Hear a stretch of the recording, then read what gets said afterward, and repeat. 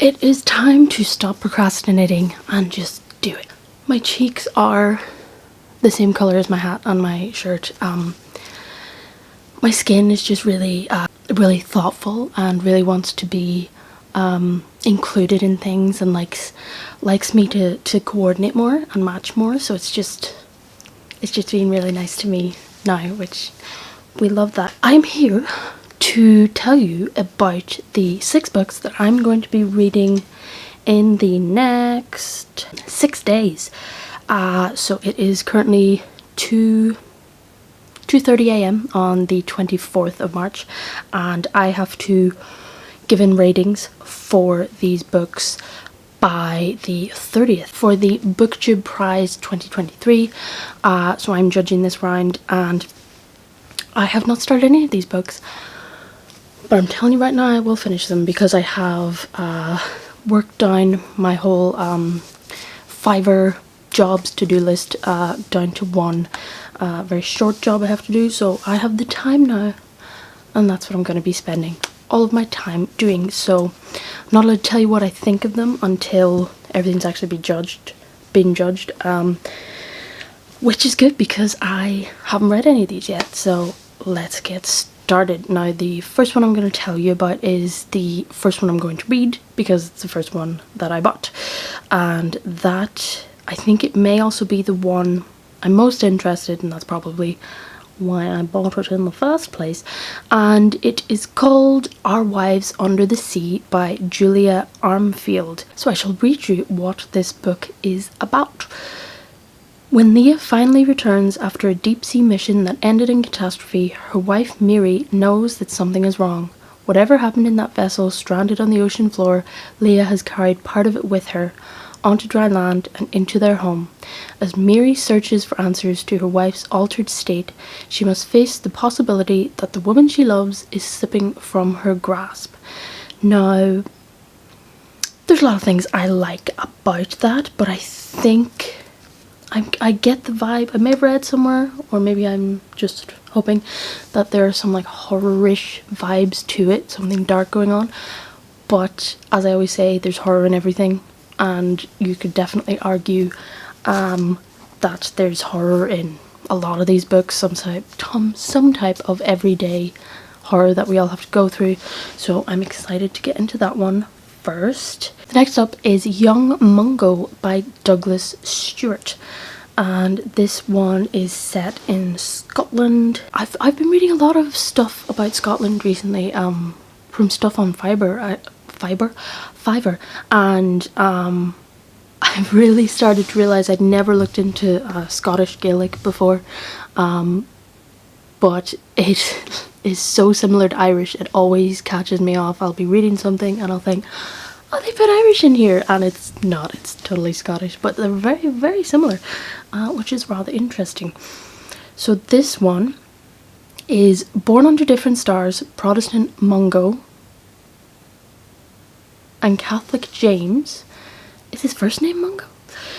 Protestant Mungo and Catholic James live in a hyper-masculine world. They are caught between two of Glasgow's housing estates where young working-class men divide themselves along sectarian lines and fight territorial battles for the sake of reputation. They should be sworn enemies if they're to be seen as men at all, and yet they become best friends as they find a sanctuary in the doocote that James has built for his prize racing pigeons. As they begin to fall in love, they dream of escaping the grey city, and Mungo must work hard to hide his true self from all those around him, especially from his elder brother Hamish, a local gang leader with a brutal reputation to uphold. But the threat of discovery is constant and the punishment unspeakable. When Mungo's mother sends him on a fishing trip to a loch in western Scotland with two strange men, behind whose drunken banter lie murky pasts, he needs to summon all his inner strength and courage to get back to a place of safety, a place where he and James might still have a future. See? Horror. So that one sounds very interesting. The horror. I've read quite a few stories of Catholics and Protestants falling in love in school. The lighting is not good here, is it? In school we had to read one called Across the Barricades, which was basically a retelling of Romeo and Juliet, but Protestant Catholic. I'm used to them being set in Northern Ireland. This one's in Scotland, so that's a little interesting. Certainly the queer aspect of it adds just another layer of fear to it, so that one I think is going to be a little bit of a tough read, but I think if it's well written, it's going to be a good story. Next up, we have French Braid by Anne Tyler. This one is: all she wants is space and silence, no clutter, not even their cat Desmond. But it turns out family life is impossible to escape, particularly when it's in your past. For Mercy, it all begins in 1959 with a holiday to a cabin by a lake. It's the only one that the Garretts will ever take, but its effects will ripple through the generations. This one sounds interesting. Again, could be horror, might not. I can't remember the name of this other book at the minute, but I'll put it up on the screen.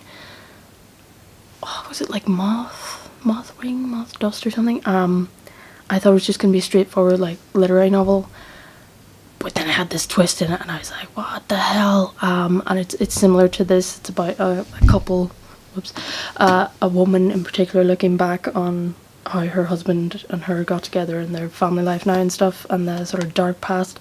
So if this one is anything like that, it could be very interesting. Next one is Trust by Hernan Diaz. This one looks like a 1920s, the roaring 20s. A Wall Street tycoon takes a young woman as his wife. Together they rise to the top in an age of excess and speculation. But now a novelist is threatening to reveal the secrets behind their marriage, and this wealthy man's story of greed, love and betrayal is about to slip from his grasp. Composed of 4 competing versions of this deliciously deceptive tale, Trust brings us on a quest for truth while confronting the lies that often live buried in the human heart. This is described as a nesting novel. These can be very interesting. I have, in movies certainly, I haven't come across it much in books, but in movies certainly I have a great dislike. I absolutely detest movies that go back over the same thing over and over again. Like Groundhog Day is a classic, but you know, Memento and stuff, where they show you a scene and then they go back and show it from a slightly different angle and stuff, just over and over and over again. It gets very tedious for me, so I'm hoping that the 4 stories are different enough so that that doesn't happen, but certainly interesting. I am learning a bit more about the 1920s now that we're almost reliving the exact same events, which is bizarre. Okay, next up is,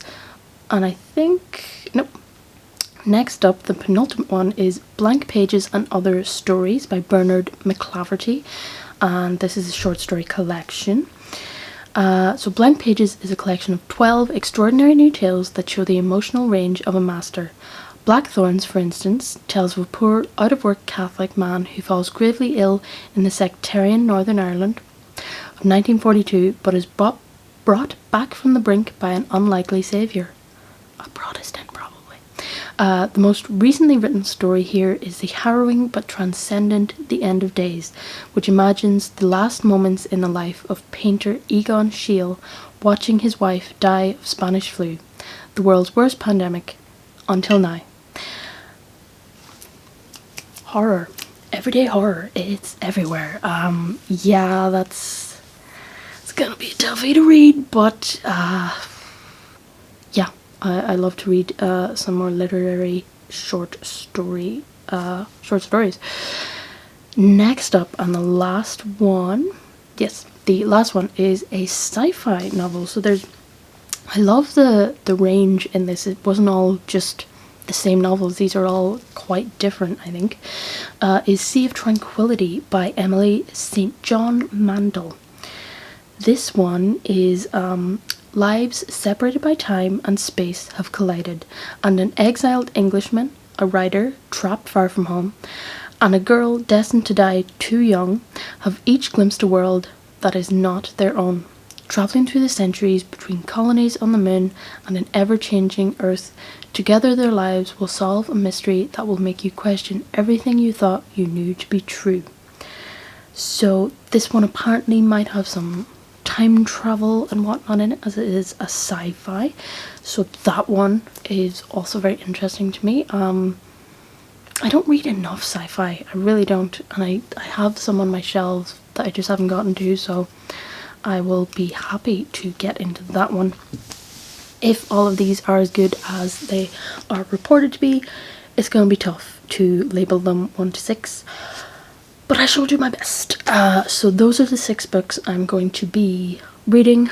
It is now technically Friday, it's like 3 AM on Friday, and I have to read them before next Thursday, so, and I've checked and I think they're all between 400 and 600 pages, so cool. Now I was given this list at the start of February, maybe even January, so it's no one's fault but my own, but there just wasn't enough stress for me to start reading. So yeah, but I'm gonna start now, so I'm happy to do that. I've also just got a new reading thing, if you've seen any of my other reading vlogs, and I probably should vlog these as well. I have this little step thing for my feet that I pedal while reading. I got it during the pandemic, so that I could do something while I was reading 8 hours a day. I have a new toy to play with while I'm reading this time. I won't spoil it yet what it is, but it will be in my vlog, my reading vlog of these, and I will probably be, not probably, I will definitely do a live someday next week. Let me know what day would suit you, if there's any. I might put a poll up actually and see which day suits people best. I will do a live of productivity live and get some of my reading done. I haven't posted a video in a while, so this is weird. This is all very janky and awkward because I haven't done it in a while, but I'm glad to have filmed this now. So thank you very much for spending some time with me. I shall be back with you very soon once I've finished these books.